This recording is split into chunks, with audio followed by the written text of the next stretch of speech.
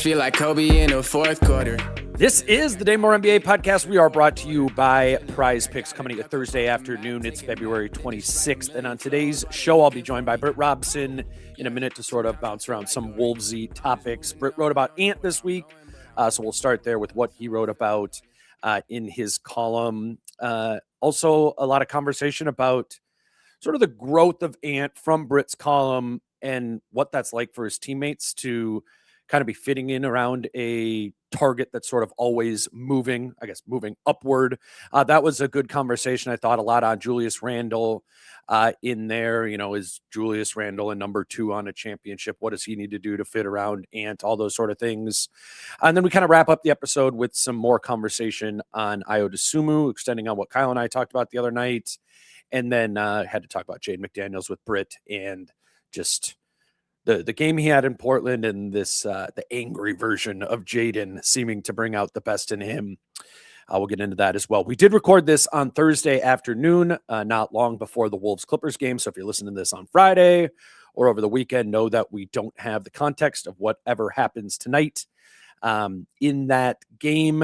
I am out here in LA for that Wolves-Clippers game, and because of that, we'll have another episode coming out on Friday afternoon that will detail that game more specifically.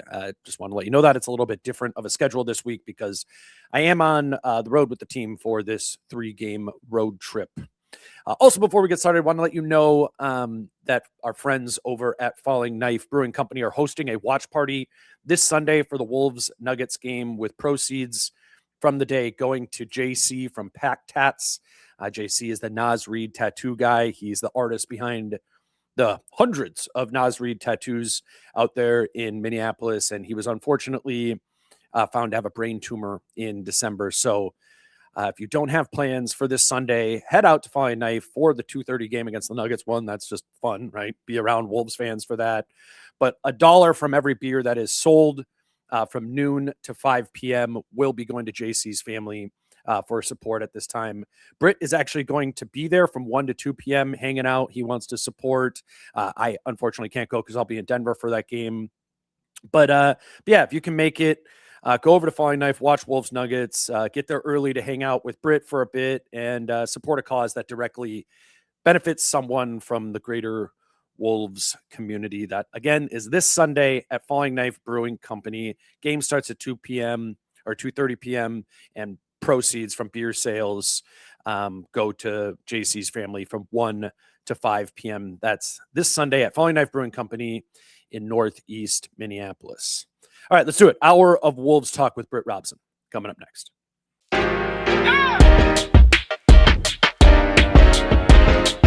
Hey, yeah. All right, we are now joined by Britt Robson. Britt, as we were just talking about before we hit record, you wrote about Ant for this week in your column over at MinPost, a bunch of different Ant-related things, a lot of it related to his plus-minus, which we'll talk about. But I just have a handful of different Ant loosely related things to talk about. But I liked the approach that you took to your column that, again, was not exclusively about his plus-minus or net rating, right. But I do understand that that's probably was the impetus for writing it, was noticing some discrepancies in his plus minus. So maybe for people who didn't read that, again, you can go over to MinPost and read that. But I guess not to put words into your mouth or your brain. Why did you find it necessary to write about Ant for this week? Well, a couple of things. First of all, first game back from the break is a clean slate. You're starting again. Everybody tries to see, all right, this is where we get traction. This is where we repeat bad habits. How do we change the script on our bad things and maintain our good things? And what I saw from Ant in the first half of that Dallas game, first game back, was a reversion to just really indifferent, frankly, lazy defense on a numerous amount of occasions.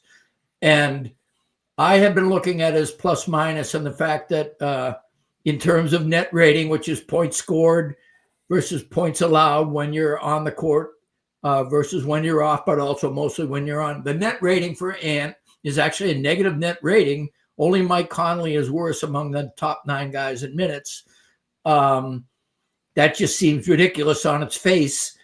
But why isn't one of the best on-ball defensive players in the NBA universally consensus is when Ant wants to lock somebody up, there are very few that are as good as he is. And why is his indifference so chronic? But at the same time, I didn't want it to be a bash Ant column because obviously he's having a fantastic year in many other aspects of his game, and he improves his play every year that he gets in. Every year that he locks in. He's in year 6 now. He's 24 years old. It's an interesting conflation of stats. But his clutch performance has just been phenomenal, and he had a bad game the other night, and they beat Portland anyway. But in general, he has been nails in the clutch, and it's because of all the work he did during the summer, his footwork, getting to certain spots on the floor, being able to leverage those things so that Finch had talked about a signature move or signature thing that he could be that was repeatable in the thing. And what Ant has done instead has made his signature being able to develop a pick your poison style where if you overplay the 3 or if you overplay the drive or if you overplay the mid-range, he has other options. And he's gotten really smart about how those other options work. So I thought it was a good time to write a column that basically explained the plus minus on the one hand means, obviously the net rating, but the other part of it is there is a plus aspect to Ant and a negative aspect to Ant that comes with being a superstar. And the team, oftentimes it's an axiom in the NBA that your team takes on the personality of its superstar. And I find that to be generally true with this Timberwolves team and the fact that they really get up and play at an extremely high level against high leverage opponents and have a tendency to play with their food, sometimes punt games, sometimes make games much closer than they should be when the stakes aren't quite as high.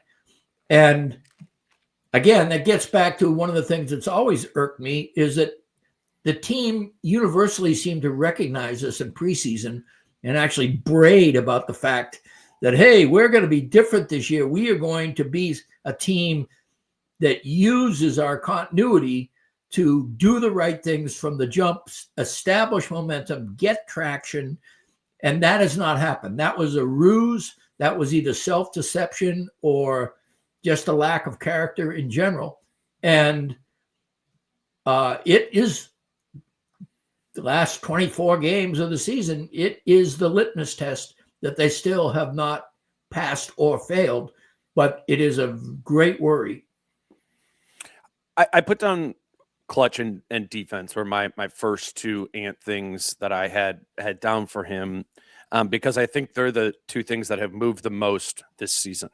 The thing that has got most better would be his clutch time play and everything you just laid out there. It's not just the decision making; it's having more answers to questions, right? And that's the 3-point shot, that's the mid range, that's having the spots. It's just having a better understanding of what they're trying to get to and how they're trying to use him at the end of games.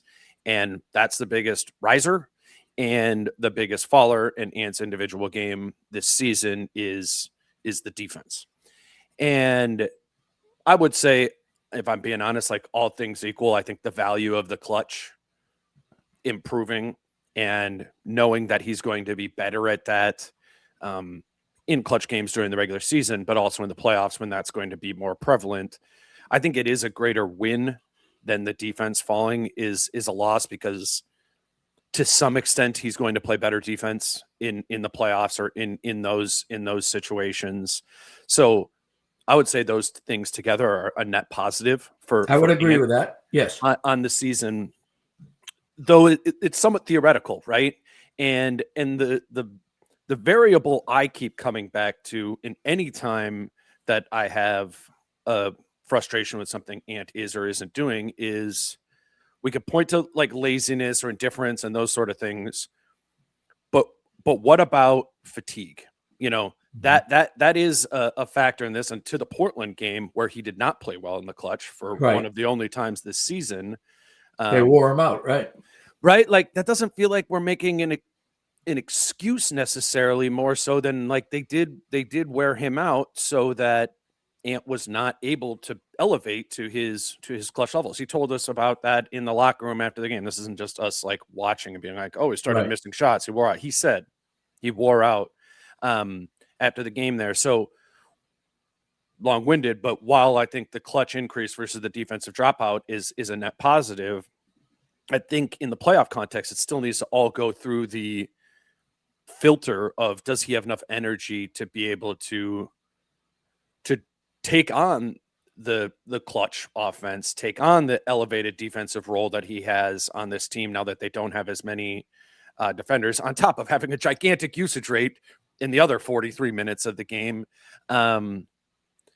He's as close to a superhero physically as any player in the league, but he's not, you know, he's not a superhero. And so to some extent, we or the coaches or whatever need to bake in some sort of diminishing returns, or at least during the regular season, we've seen some diminishing returns that I think more than indifference are a product of fatigue that makes sense for him to have. He has a higher usage. They have a less deep team, especially defensively, and there's just more that's being asked for him. And I don't know if, I don't know what to do with that piece of it. I don't know how much to properly use that as a counterbalance to the laziness and the indifference that we saw in games like the Dallas game right after the break, where he just wasn't closing out to the 3-point line. Just did not play defense in that way.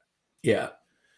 I think some of it has to do with the fact that he enjoys being the playmaker on offense, and he needs to get off that a little bit more.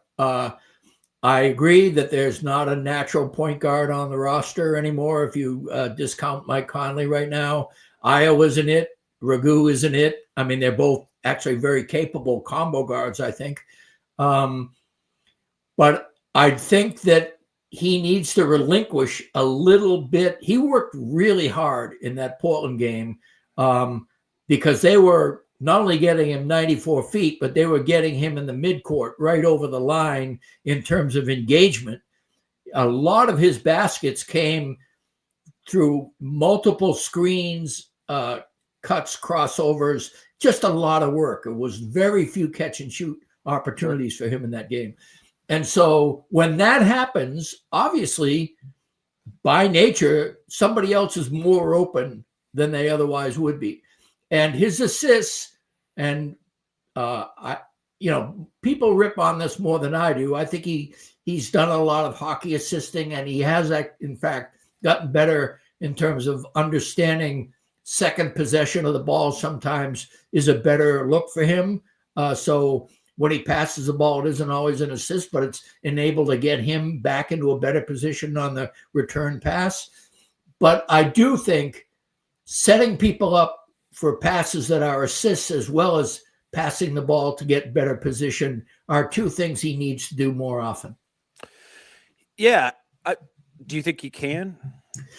You mean temperamentally or physically and schematically? Yeah, or maybe it's not he. Can they? Like, can they? Is there enough collectively there? That's a good question. I mean, I think that Randle, McDaniels, Dante, and a distant fourth, but an important fourth, Rudy, all can increase their offensive usage in terms of playmaking and scoring relative to that. I think that Julius maybe will be less ball hoggish if the ball is moving more when it's not in Ant's hands all the time. And both of those guys need to learn to spread it around more.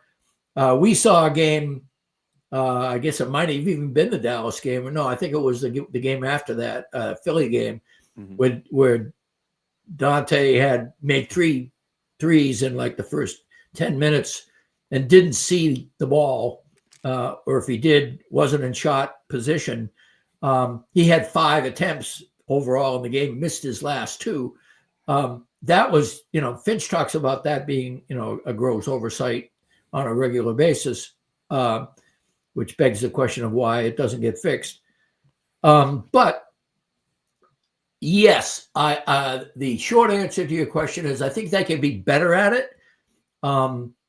And it isn't necessarily to change the style, right? It's a way to relieve pressure on a dominant style.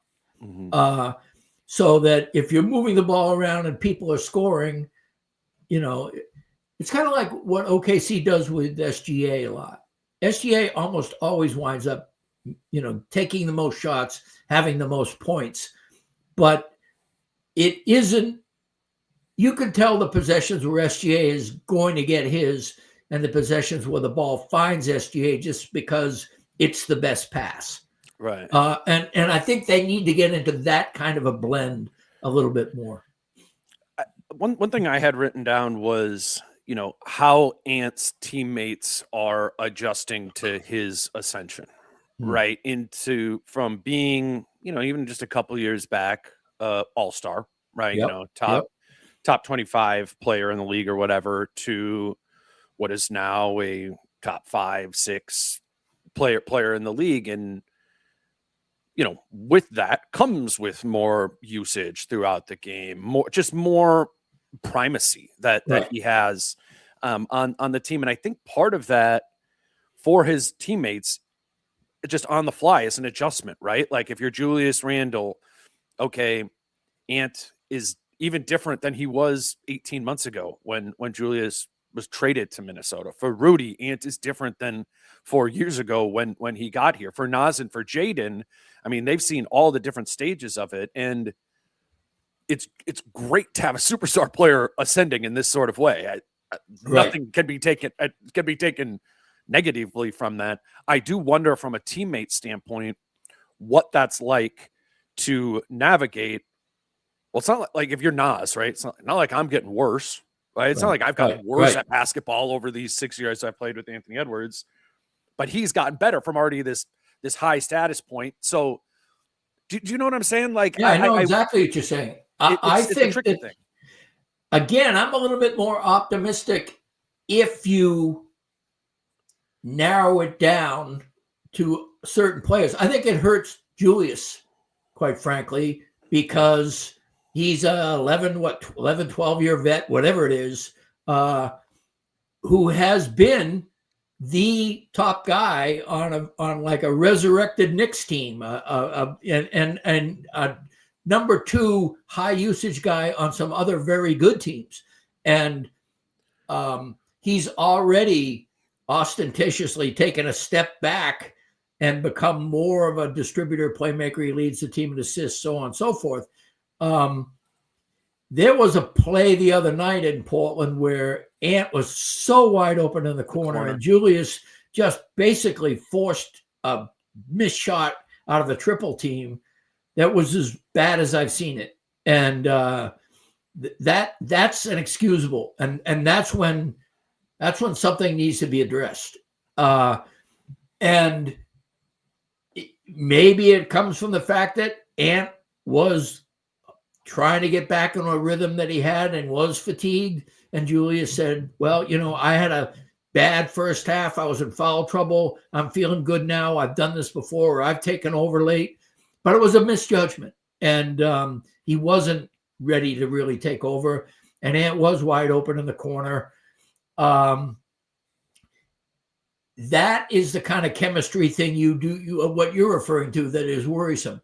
I would argue that Ant and Jaden have so much respect for Ant and also have gotten so accustomed to sacrificing for this team in terms of their role and their usage.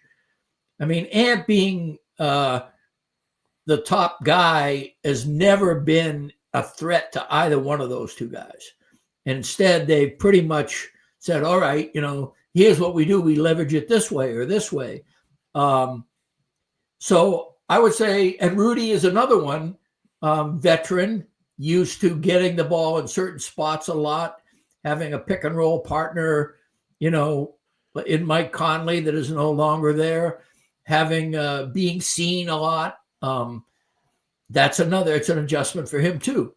What I would argue is look at the players who are ahead of Ant in the scoring race. I mean, Luka is the classic example of somebody, if you're not willing to be 2B, not even 1B or 2A, you have to be 2B on that team. Because Luka's got 1A and 2A covered. That's true. That's true. And so you have to eat that. You have to suck it up. And so there are other players on other teams, that you have the same thing with the usage. I think it's really revealing, for example, and I know I'm roaming a little bit here, but Jaylen Brown, what he's done in Tatum's absence, I mean, it is the nature of NBA hoops that pecking orders need to be sorted out a certain way, and whatever works needs to be the thing that works, needs to be the thing that gets sustained and honed. And again, I think that Ant could be moving the ball around a lot more, but nobody should have any doubts about who 1 and 1A and perhaps 2A, 1B and 2A, whatever, should be. And I love that distinction. I love that distinction because it's not just pecking order. The Wolves have a clear offensive pecking order of Ant is the number 1, Julius is the number 2 there. There's no ambiguity, right? But there is a distinction to be made between a 2A and a 2B. I like that. I've never thought about it that way, where it's just like guys like Luka, guys like Ant, guys like Shea, guys like Giannis, they take up more than one. Yes. And then if you are a number 2 guy, as Julius is and has been, the entirety of his career, that's got to be weird. That's just it puts you in a weird spot where you can't be driving into crowds. A 2A guy kind of it's part of the thing, but those plays look so much more egregious. It's the same thing like if Aaron Wiggins drives into a crowd for the Thunder, and it's like, why don't we just let Shea do it here? It is one of those things, and Julius isn't playing well now, and it's nothing like the beginning of the season, particularly of late. It's been bad. It's been a struggle, and it's overly simplistic. Before you even did the 2A 2B thing, I was just like, let's just talk about it. Is Randle a good enough number 2 for Ant to win the championship? And I don't really love those type of things because they live in the black and the white, and it's not that when the reality is the gray there. And I was doing this on the plane, and I'm kind of walking through it, and my initial instinct is to be like, no, Julius Randle is probably not good enough of a number 2 for Ant to win a championship. But the dynamic of Rudy being their 3rd best player, or whatever, however you want to look at that, clearly in the top 3 of importance, on the team, it weirdly sets up a lot of room that maybe for Julius to be 2B and 3A. Exactly. You know what I mean? That's a really good point. Yes. Today's show is brought to you by Prize Picks. Let's do a Prize Picks lineup for tonight's Wolves-Clippers game. First things first, there is an Anthony Edwards free square up there. If Ant scores 1 point tonight, you win that square. So make sure to take that. And then take, let's say, Jaden McDaniels to have more than 13.5 points and Benedict Mathurin to have less than 20.5 points. And if Jaden scores 14 or more and Mathurin scores 20 or less, you would then get 6-1 on that because you are including the Edwards free square. Also on Prize Picks, the Wolves are 5.5-point favorites in that game. You can now make picks against the spread over at Prize Picks, even in Minnesota. So yeah, if you're watching tonight's game and see something you like, no need to break the bank or anything, but I do think it's fun to have something going, even if it's just for $5.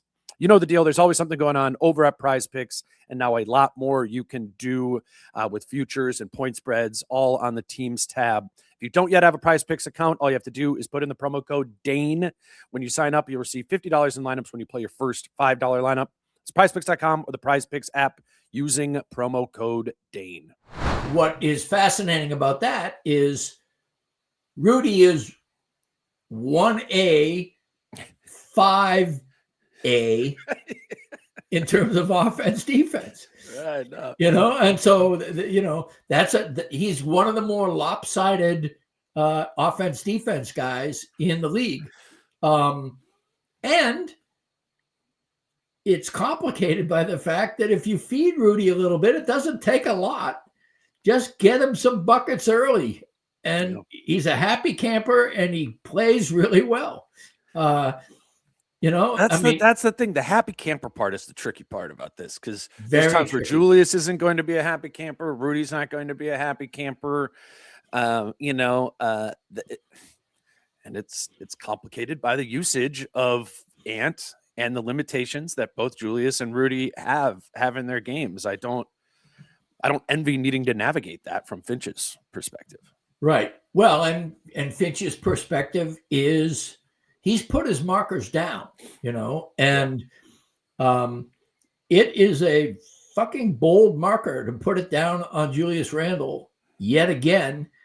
And sometimes people ask me, especially after the Ant column, a lot of people, well, fine, you're going to talk about Ant this way. What about Julius Randle?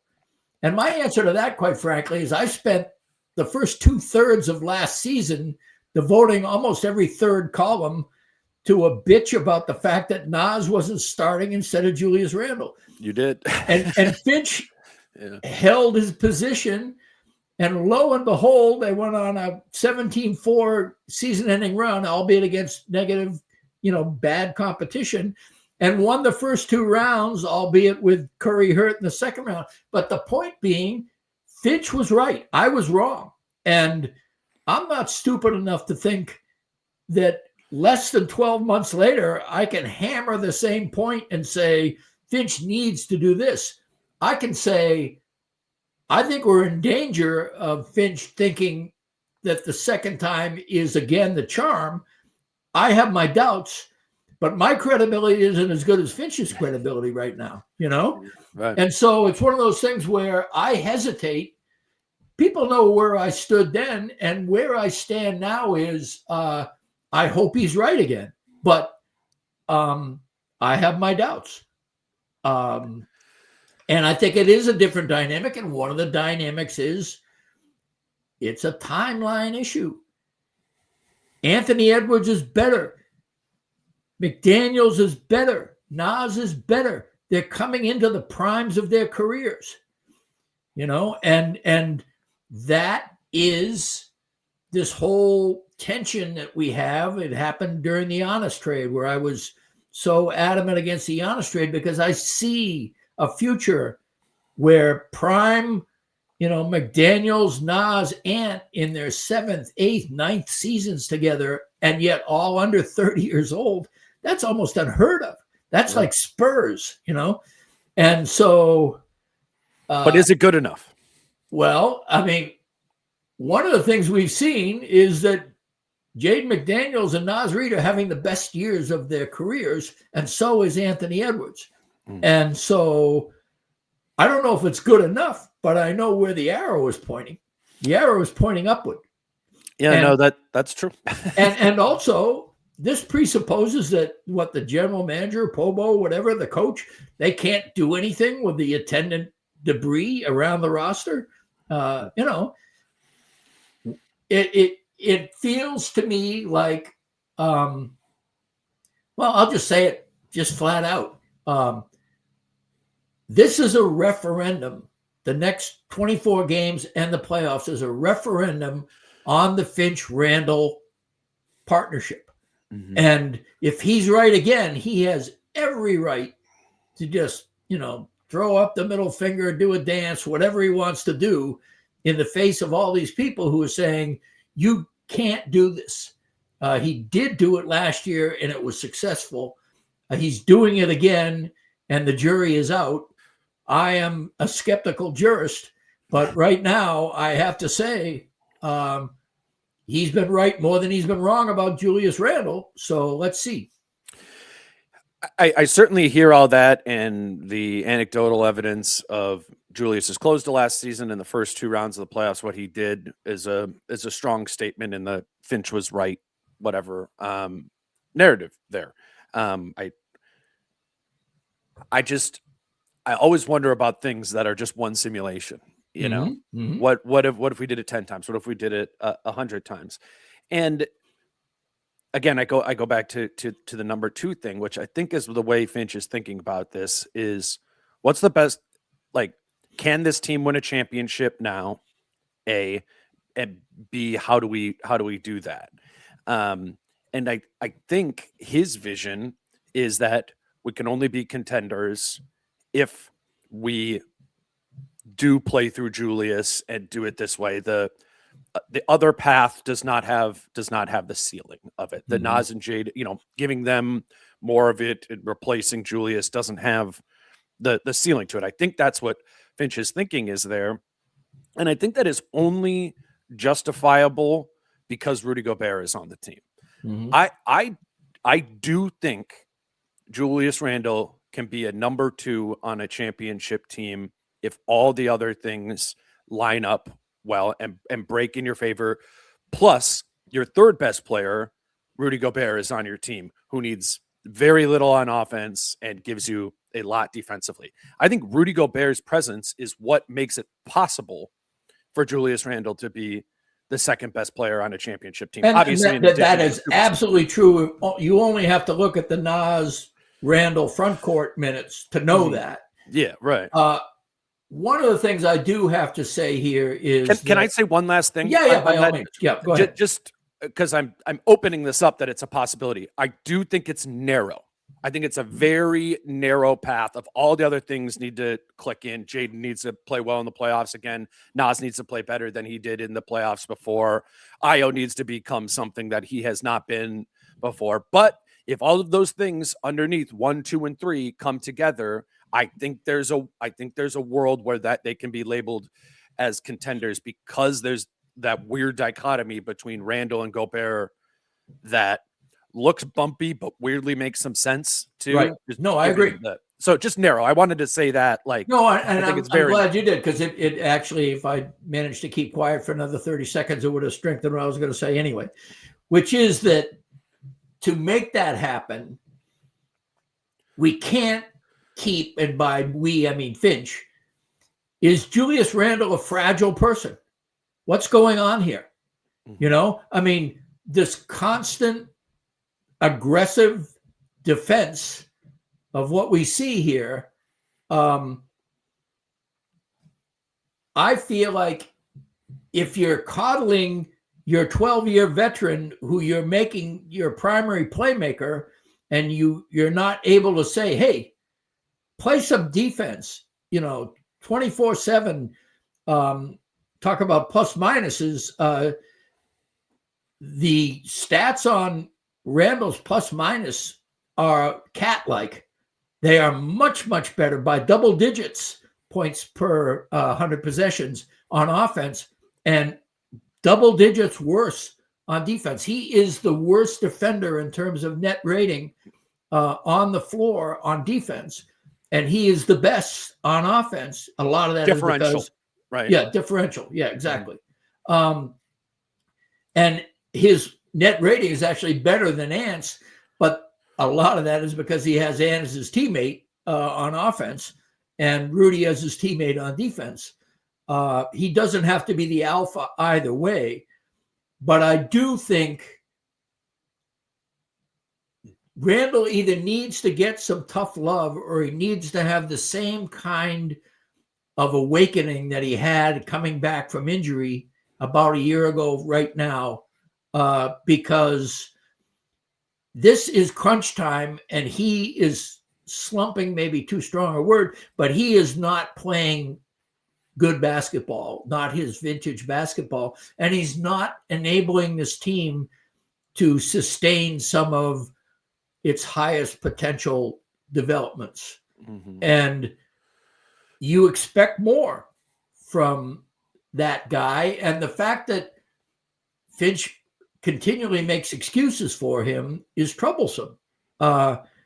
He doesn't have to blast him, but when I point out, as I did the other day, he had 3 rebounds and 3 assists, and he starts talking about, the 3 assists, he was a playmaker. We should have gone to him more often, but on the other hand, he's sick, and he played, and hats off to him if he played well sick, and that's great. But then don't turn around and say, well, we probably should have gone to him more to bump those assists up. I mean, It's like any port in a storm to back up Julius.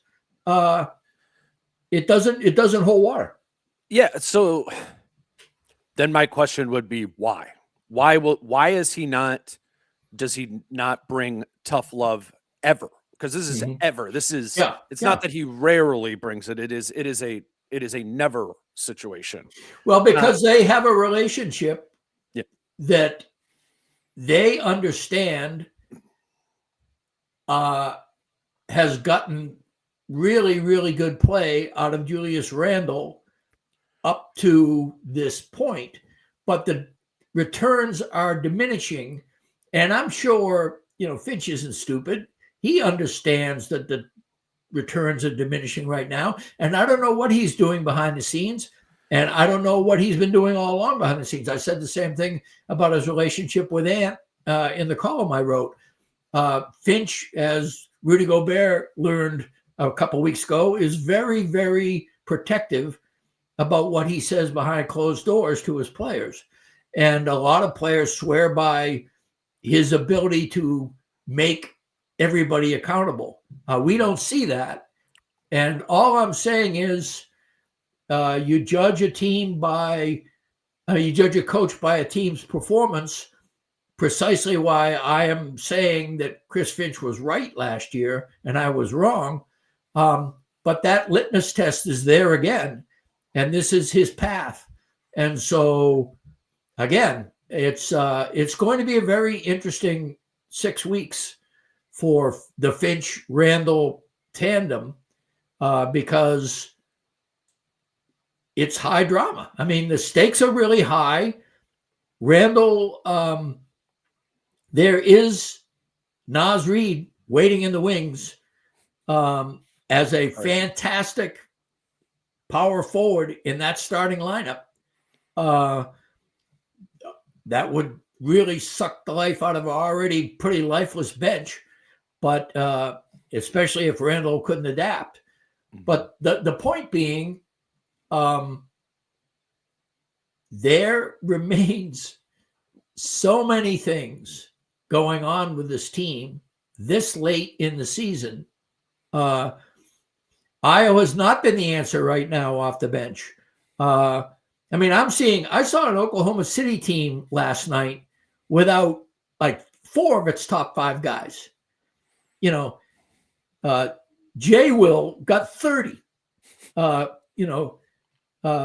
other players got over 20, including McCain, the guy they got landed right around the same time that Wolves got Ayo. Immediate blend. The Spurs, until last night, ripped off, 9 in a row and thrashed the Pistons. Denver has had enormous injuries constantly and is still missing 2 power forwards on a team that relies on their power forward to get things done on the defensive end of the court. All those teams I just mentioned are ahead of the Timberwolves in the standings. And the Timberwolves have had phenomenally healthy luck. So there's a hill to climb here. There's a lot of interesting factors here. Let's start with because we were just talking about the injuries. Yeah. One interesting thing about Randle is he's played in every game, to his credit, and has played through some things. He is not being a rest player, but that is a weird externality of we literally have never got to see a game where it's the starting lineup, but Naz in place of Julius, and probably won't be able to see. I mean, maybe Julius misses a game or something, but I know it's important to him to play 82. So we're not going to see the alternative, certainly in an extended stretch of the alternative, which would be Naz starting at the 4, which we can all like Naz and believe in Naz, but we've never seen it. We've never seen Naz really be a starter ever. Right. I mean, outside, I mean, what would be the most games in a row Nas has ever started in his career? Maybe like 3 or something like Well, that. there was the Cat 3 years ago when Cat was supposed to be Cat and Rudy, and Cat had a ankle injury or whatever it was, and he missed like 50 games. Nas maybe got 20 of those. And then also last February, where both Rudy and Randle were hurt, he filled in both ways for both of those guys. He was the center. Jaden was the 4. They switched on and off. But again, what you're talking about, though, is a team that has all its pieces in place. Nas Reed has never been the guy who is automatically a starting 5 guy, and he says, I mean, I give him a ton of credit, and I've written about it mostly in the N1 newsletter because it's kind of become a cliche now that, Nas sucks it up to be 6 men. But when I said the other night, when he got some really good, clutch minutes, I guess it was against Dallas. And I said, hey, some, crunch time burn. And he just looked me in the eye and he said, you have to earn it. I've got to earn it. And the more I do that, the more I'll earn it. I mean, no complaints, No. And I was thinking of similar stories in my head of just random conversations, I've had with him. And he never blinks. He never says, hey, it's not. He is one of those guys. He's never tried to hold out he's never gone to get the bigger money with a bad team. He's never gone to hold people up for a certain amount of playing time or whatever. Which would have been totally reasonable to have done, by the way, given how few times he's started in his career, given how few times, how high the bar is for him to close a game. Right. Well, not only that, but 6 man is a lofty title and it's great, but there is a reason players shy away from it. Malik Monk now, his stock is really depleted.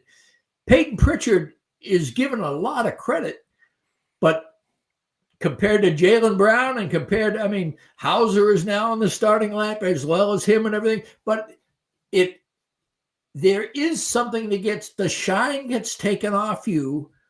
It isn't like the old days where Kevin McHale was the 6th man of the year, or something where you just said, or, somebody who was for the Spurs, Manu Ginobili, those kind of classic 6 men who were, oh yeah, that's the guy. Obviously he's the 6th man of the year because he should be the 5th guy or the 4th guy. He's actually the 3rd option when he's on the court. So yeah, Nas deserves a ton of credit, and again, it's a fascinating roster. It has been complicated greatly. To give Finch some credit here, or maybe he's responsible for some of the carnage, I don't know. But the point being, you don't have Mike Conley this season, really. Not the Mike Conley we saw every other season. And Dillingham, Shannon, and Clark have not panned out.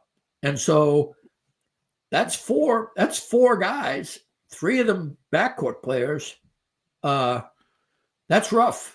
And what you're left with is those oblong skill sets that don't mesh together as well. And so, and Bones Highland, by the way, has been awful. His defense all of a sudden has come to the fore. It's a weird team, but doesn't it feel a few small adjustments away from working? All the time. Yeah. And a few small adjustments away from, one, shattering. One just nasty incident away from, a card coming out of a weight-bearing spot, Right. And they've got the Clippers tonight as we talk here on Thursday, and they've got Denver on Sunday, and Memphis isn't great, but after that, you've got Toronto, who just beat the Spurs last night, and Orlando, who's playing really, really well. and then you got a road trip that has the Lakers, the Clippers, and the Warriors. That cupcake early schedule is coming back now, and now you've got some beef in the schedule, and for those who are interested in how the character and mettle of this team will fare, I think it's really compelling. It's a compelling time in the season for the Wolves, and it's going to be interesting to see who steps up and who doesn't. Absolutely. Last thing I just want to say to close the loop on the Julius Nas piece or Julius piece we were talking about before.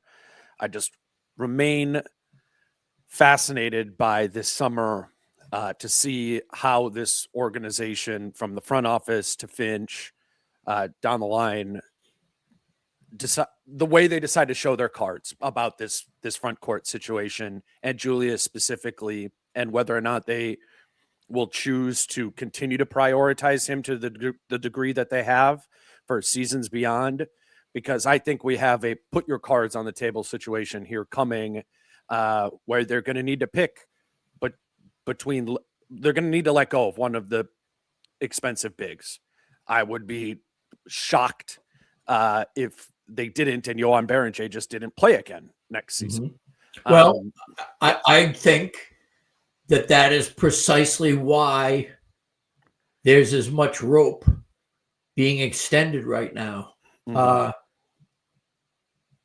Just as I've held my tongue, I think Tim Connolly feels like Chris Finch and Julius Randle deserve this shot, and let's not mince words. Logic says if this doesn't work, that let's say they win one playoff series, and a lot of it, of course, depends on how they finish and who they play in the playoffs, all the caveats. But if they don't get as far this season as they've gotten the previous two seasons, then I would think that the kind of changes you're talking about would be inevitable. And if Julius Randle is not upping the caliber of his play and being the kind of player that Chris Finch expects him to be, then I think he's the one that goes. It could be. I mean, I think he would be the odds, you look at it, the odds on favorite there, but I don't think it's like for sure him. I think it's a timeline thing. I got to say. Well, then it could be Rudy. Yes, it could be Rudy. You're right. And then Johan starts at the 5. Yeah, and that is a recipe for a step back. Let's face it. Yeah, I mean, a step back to maybe take a couple forward, but it's going to be repurposed. If they decide to trade Nas, if they decide to trade Julius, if they decide to trade Rudy, what are you getting back for Rudy? Right, exactly. There is always what are you getting in return, or And I think it's like Kyrie, like it's like something like that where you're trading, Julius Randle or Rudy Gobert in a trade that brings you back point guard, a strong placeholder. Yeah, or just and then as kind of Julius and Rudy both are in their own ways with this they're placeholders in the arc of Anthony Edwards. And if you could find that, and I said Kyrie, but 34 years old, history of I mean, I hate to do the whole rumor thing, but DeJounte Murray would be the guy I would want. Could be. I mean, he's coming off of Achilles. That's the thing, is it's like it's hard for us to know a lot about what those guys could be, and it would be speculative. But I think in general, the idea of repurposing one of the bigs to turn him into a point guard and then have Johan, be a 20 minutes a night guy next season in the front court, there's a lot of logic to that. But we're saying this on the premise of if this is proven to not be work, unsuccessful. Exactly. Yeah, and that's the drama right now. That's the I won't concede that. I will say they have an uphill climb based on all the stats I just mentioned and the schedule ahead. But I said that they have a pathway to winning a championship. Narrow, but like you do exactly. And that again, we've said it. 2 or 3 steps away from a golden season and 2 or 3 steps away from a partial teardown. Yes. some sort of something. we repurposed. But those are the best times to watch and cover a team. Yeah. Mm-hmm. You know, I mean, there's a lot at stake for everybody right now. Yeah, they're on the precipice of success or change, and like equally so. One of the two's happening. Yep, exactly right. Today's show is brought to you by Rula, R-U-L-A, and Rula is online therapy that won't break the bank, and that's because Rula works with most major insurance plans, making it so sessions can cost as little as $15 and in some cases even $0, depending on your benefits. For me, I'm really grateful for my experiences with therapy. My experiences have helped me make sense of the things in life that don't make sense. We have a lot going on, and when that happens, keeping our heads clear as possible is the best thing we can do for ourselves. I know for me, in hindsight, there are times in life where, you know, I'm sure seeing a therapist would have helped me get through a difficult time, but there were barriers to entry. Having fast, affordable access to the right therapist would have made that easier for me. And that's where Rula comes in. Rula makes therapy simple, affordable, and fast. They work, again, with most major insurance plans, and the average session copay is just $15. $15. That's basically the cost of lunch, but instead of a sandwich, you're investing in your own headspace. Thousands of guys have already used Rula to finally get the care they needed. Don't keep putting it off. Go to rula.com/DaneMoore and get started today. That's RULA.com/DaneMoore. Take the first step, get connected, and take control of your mental health. I just wrote down Ayo. Let's just talk about him for a little bit. Kyle and I went through just a little bit of confusion with him right now. Just Kyle and I, like, what should we be feeling about this? I ran through the just by game, the plus minus numbers. Like, his plus minus has been, he's had a -33 and a -29 in 2 of his 6 games. It was here. I could pull him back up. Yeah, I mean, in general, but those 2 numbers, being over 60 in 2 games, being over -60 in 2 games will wreck your net rating. They lost those 2 games by 46 points. Yeah. So that's what I'm pointing to. It's not the fact that it's a -60. Right. It's that the minus is greater than what the result of the game was. I mean, first game was a -33 and a 19-point loss. Second game was a +7 and a 22-point win. Third game was a +11 and a 24-point win. Fourth game was a +2 and an 11-point win. Fifth game was a -25 and a 27-point loss. And then the Portland game was a -10 and a 3-point win. And my question is not, is Ayo bad? It's how far is he away from fitting in here, and why is he not yet fitting in? I'm just kind of curious some of your perspective on that. Well, first of all, I think he is a jack of all trades, master of none. Yep. And I think that as a result, you have a tendency when the team is going good to look better, and when the team is not going good to look worse. He's not a game changer. There were people who, wanted to say he was flat out better than Nah, which I just laughed at.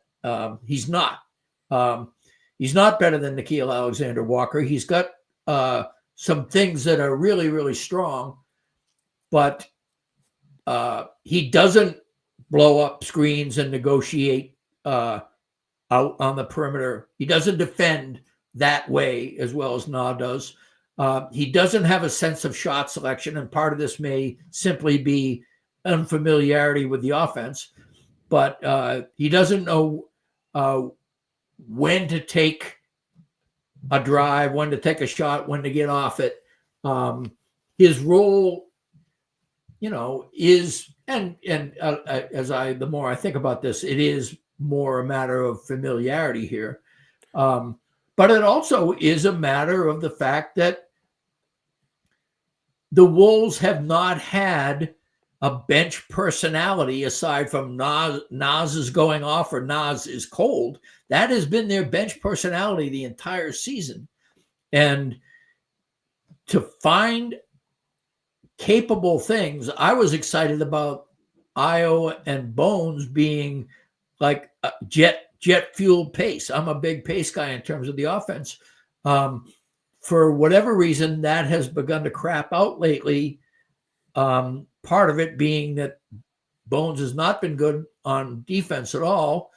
And part of it is simply that sometimes the people on the floor are different. Sometimes the level of competition has been good. It's the nature of the caliber of the people. But I think Bones and Ayo have to work well together and have that become, that is your fast-paced unit. That is your unit. You get people out there and your pace goes up, your offense goes up. It overcomes a little bit of a deficit in your defense. But in terms of what Ayo can do, I've still been impressed with his on-ball defense. I'm impressed with his defensive tenacity. I don't think he quite has a rhythm on switches and rotations with the team. I see him sometimes being a little bit too aggressive for whatever scheme they're in, where either he's staying with his guy too long or rotating too quickly, or it's mostly an aggressive mistake rather than a lack of effort mistake. And on offense, I think he needs to be a little bit more assertive, but also be a little bit more of a playmaker when he is assertive. I'd like to see more driving kicks. I haven't seen very many driving kicks from him at all. And I think he's a guy who can get to the rim, but he seems to want to finish when he tries to get to the rim now, or at the very least do a pass that isn't the best pass. And I do think, just judging from what a little I saw of him in Chicago, he's a better driving kick guy than what we've seen. So I don't know. I mean, the easy thing to say, and it's accurate too, is the sample size is really small. Sure. And the familiarity is not great. And he's entering a situation where they need something from him, but we're not sure, given the personnel that surrounds him, what exactly that is. And the fact that he doesn't automatically have a thing where you go, that's what he could do, that's the way we should plug him in. He does a lot of things well. And I think he maybe needs a little bit more direction, or it may be that the people he's surrounded with on the court need to be the kind of skill sets that emphasize one of his strengths on a relatively continual basis so he can settle into a good role. I mean, I don't know, but obviously I agree with you. It's not working thus far. Yeah, I have a couple theories. The one thing I was writing down when you were talking came to my mind was the adjustment time for any player that's gotten the opportunity to adjust has been long with this team. Dante DiVincenzo, and they talked to us about it. Julius Randle, they talked about it taking a long time for them last season to adjust and fit into what this was. Both of them had, 25 plus minute a game roles guaranteed for them, as Ayo does too. There's other players who have struggled to adjust. Rob Dillingham, Terrence Shannon Jr., they weren't given the time to make the adjustment happen, and they fell off. So I bring that up as one, I think there's something about this team stylistically that is about the presence of Rudy Gobert and Anthony Edwards that makes it a little tricky right out to of my adjust. mouth. The idiosyncrasies of playing with those two guys. I mean, those guys are different people than other, Rudy Gobert is pretty unlike anybody else in the NBA. I mean, you know who he's for sure not like? Nikola Vucevic. For real. And we've been talking about it defensively, but offensively too.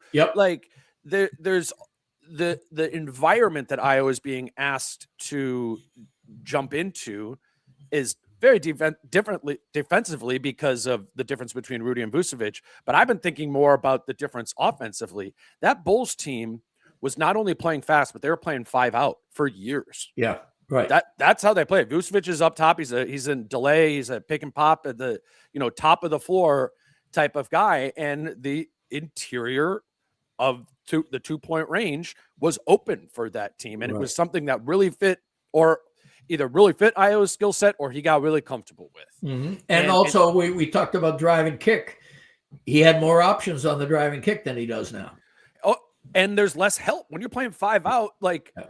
you're talking about, making the decision to pass once he gets to the rim. I'm telling you, man, he was not doing that at Chicago. Just ripping through. It was like, because it was spread out, there wasn't a help guy coming over there. Right. And now if he's just driving from the right side of the floor to the right side of the rim, Rudy's man or Julius's man is closer to be able to help in the context of this team than Vucevic's or Jalen Smith's man was in Chicago. That's just a fact. He wasn't making Julius Randle kickouts once the second defender came in Chicago. Right. He sprint dribbled at the basket and scored or didn't score. There wasn't a lot to Ayo's game. Like, it's not. I'd spent like an hour watching the clips, and it was like I probably could have done about 9 minutes here. It looks the same. That's what it was in Chicago, and it's just different. Now, I think he's a good player. I think skill set wise, as we talked about right after the trade, you're like, this makes sense. It's not quite Nikhil, but there's fits here. So I think it's about the acclimation to the style of play that the Wolves play for him. And I don't know how long that takes. If you ask Dante DiVincenzo, I don't know, what would you say, 30 games? Like what did it? Well, he chafed, no doubt about it. Yeah. And which gets back to my point, which is live or die with a hard throttle down off your bench unit and see if Ayo gives you a sustained boost to that, weather some tough times. And that may be what we're seeing right now. But it has, and this may be as much Bones' fault as Ayo's fault. Bones may have hit a wall or had another slump or whatever, or may just be an up and down player as a rule. The sample size isn't great there to know. I think it's that. Up and down? Yeah. Well, I mean, but if you have Bones and Ayo and Nas out there, those are the three guys off your bench, then it isn't that hard to think about who to supplement them with to some extent. Now, and Rudy is actually a better option than you imagine because he is not bad in pace, and Finch kind of likes, he's mentioned Ayo and Rudy as a tandem more than once in the pregame, postgame stuff. Defense inspires pace. Yeah. And so, yeah. And so there's that. And I also think that gives people more opportunities to move around and share the ball. I pretty much want Jaden McDaniels on the floor 40 minutes a game anyway. So I would say I'd love to see him as one of those guys out there because I think in transition, I think Ayo and Jaden McDaniels, I haven't seen enough of it to know, but that seems like a guy. If you put Jaden McDaniels on the Chicago Bulls right now, he'd be a star, Right. I mean, he'd have the room, he'd have the role. And again, it's interesting.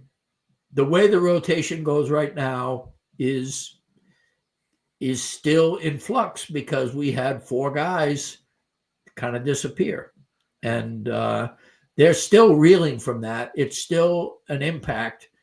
I mean, Conley, Clark, Dillingham, Shannon, they ran the flag up the pole for Terrence Shannon again, and it burned in the air yet again. It's been a very, very tough season. It has been.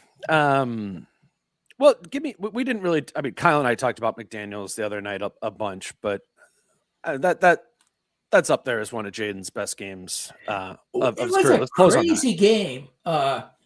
He blocked 5 shots in like his first 12 minutes on the court and then not another one. Yeah.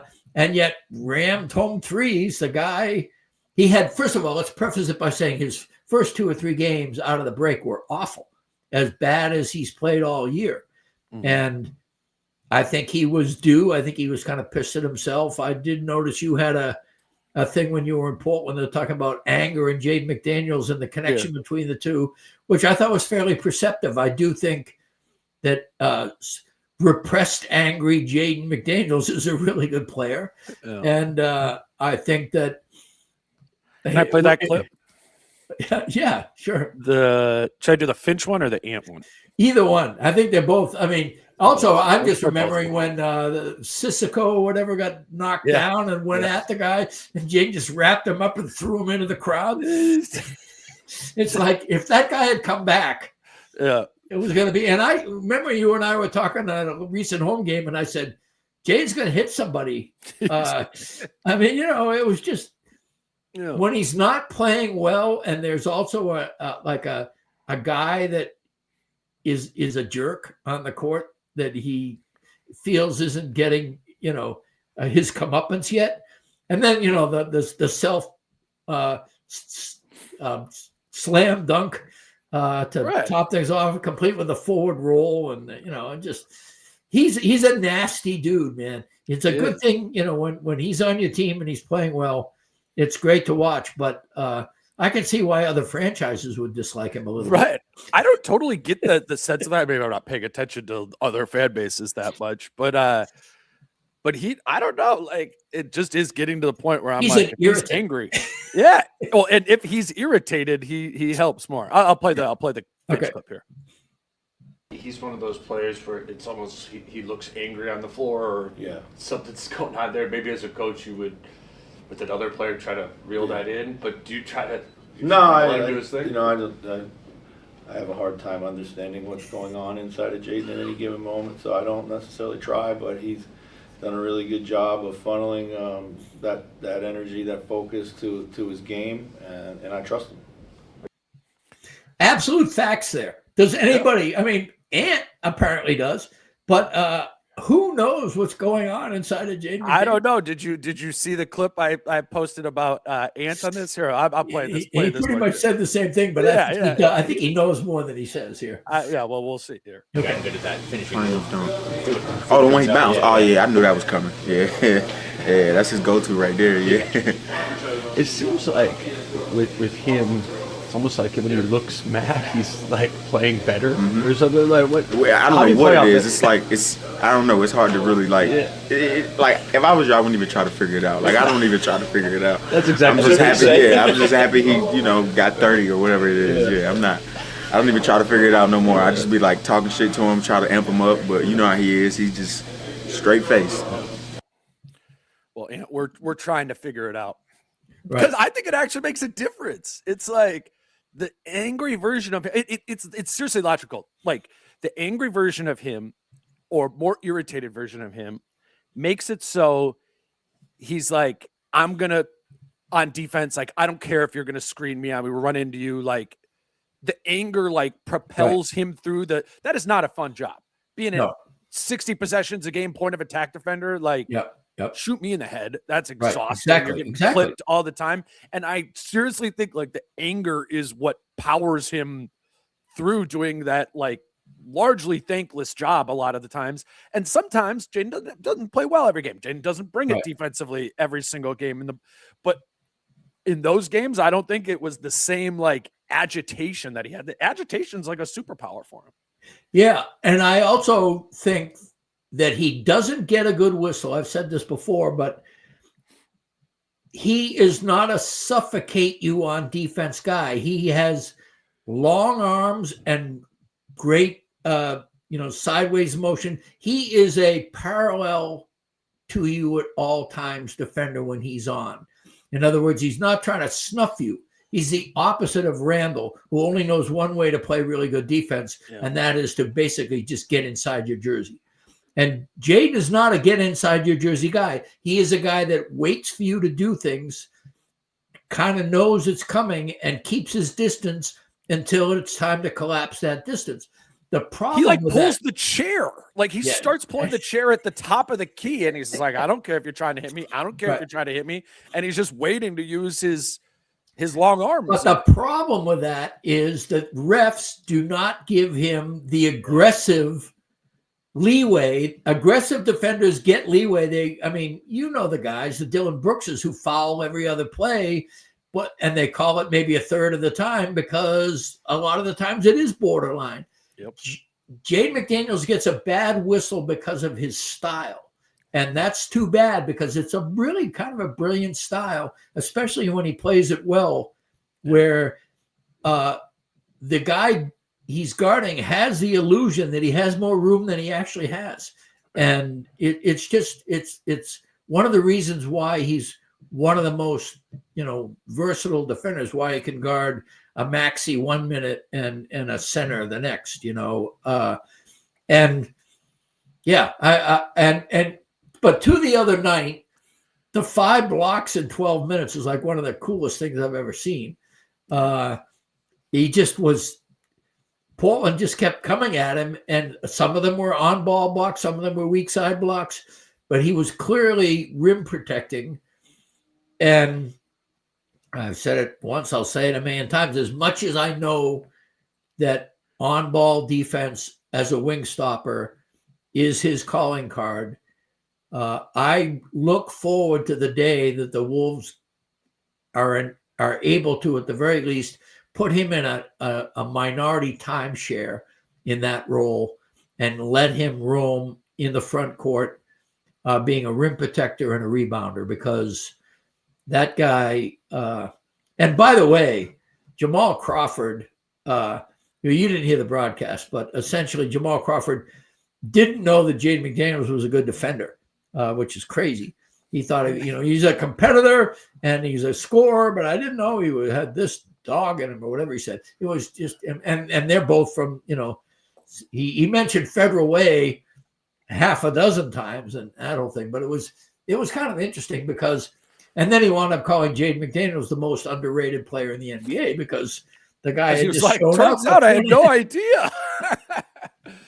It was amazing. And I do believe I am of the opinion that Jaden McDaniels is extremely underrated and was the main reason I was opposed to, trying to make any kind of move for Giannis, because I want to see him. I want to see Nas, Jaden McDaniels, and Anthony Edwards get 6 or 7 years together. I want to see what that looks like. Sure. And I want to see it in the iteration where 2 of those guys have been under leash for a while and suddenly the leash comes off. I think that's going to be fun. It is kind of funny that Jamal Crawford was on the Wolves and then the next year they got Nas Reed. I was thinking about that during the game. I was like, wow, this is really, and then, the afterwards. Right. Well, that was the Jamal Crawford kills everybody's defensive rating year. It was. That was the most incredible thing. I did talk. I was at the game. I talked to Jamal a little bit about that. Who, by the way, I just ripped him. One of the coolest. There's a reason why he's so popular and was even named like one of the most popular teammates. Although I wouldn't ask Cat and Wiggins about it. Mm-hmm. No, I don't expect any player that I covered even a year ago to like remember my name afterwards. But I read it him, and he's He's a good, just loves hoops, you know. And he's a baller, right? Yeah, there's that isn't true on one side about all players. Yeah. His Jamal Crawford sort of way. No, I said to him, I was like, man, the pathway to getting into national media is you just gotta play for the Timberwolves, and then you move on, because I was like him in Austin, right. And he said might have a little bit more to do with the Clippers days. I was like, yeah, that's probably right. All right, man, this was fun. I hope nothing happens in the game in like 6 hours that makes this look super dumb. But I think we took stock of where this team is right now, and I hope sort of crystallized the idea, as you put it, is it's like this is high trauma for these final 24 games that they'll be defining. They'll be defining of this season and really defining of the next chapter of Timberwolves basketball beyond this year's. Go ahead.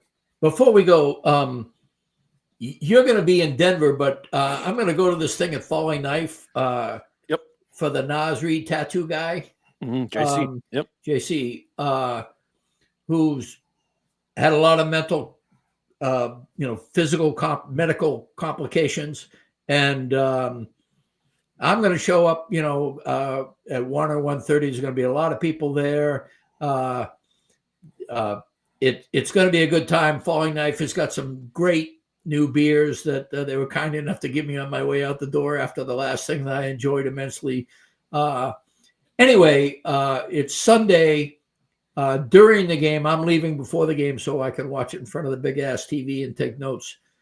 But anybody who wants to come out, I think it's a worthwhile thing. If you're know him or a fan of his, or just in general are a supporter of the Timberwolves community, I think it'd be a good thing to do.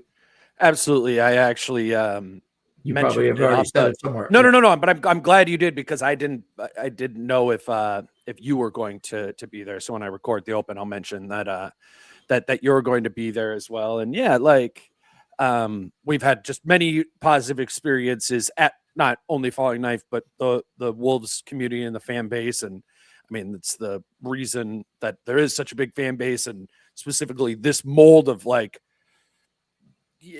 just hungry fans, is because of the community, and JC is, and Falling Knife is certainly a part of that. And I would just like commend Falling Knife too. Like, they are always looking for these opportunities, because they like take a stewardship of the fan base there as well too. And like, even if you don't have a Nasri tattoo, you don't even know what we're referencing here. Like, Falling Knife is a fun place to go to watch a game, and that's cool that you're popping over there before too. And if you guys want to go meet Britt or talk to Britt again, and I imagine there'll be a lot of other cool people there.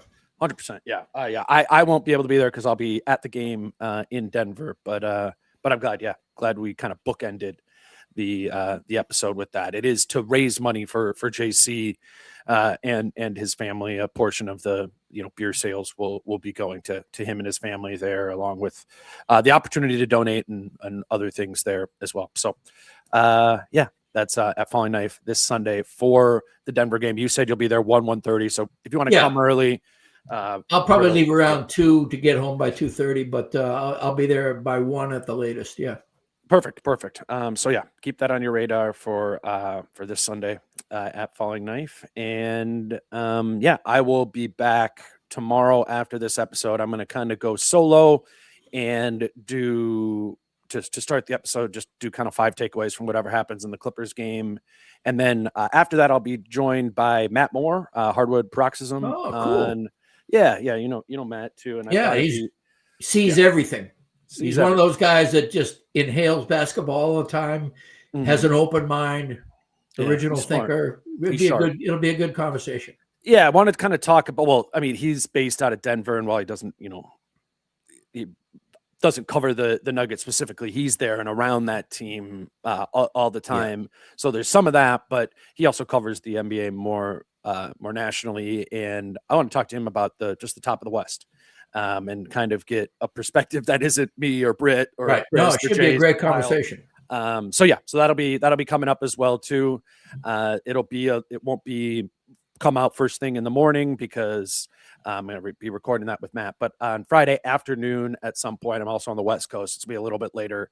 That episode will be coming out, and that'll lead us into the Wolves game against Denver, and then we'll keep moving from there. Appreciate you coming on, Britt. You guys can follow Britt on Twitter and Blue Sky at Britt Robson, and you're reading his weekly columns over at MinPost, and you can catch him here middle of the week every week as well.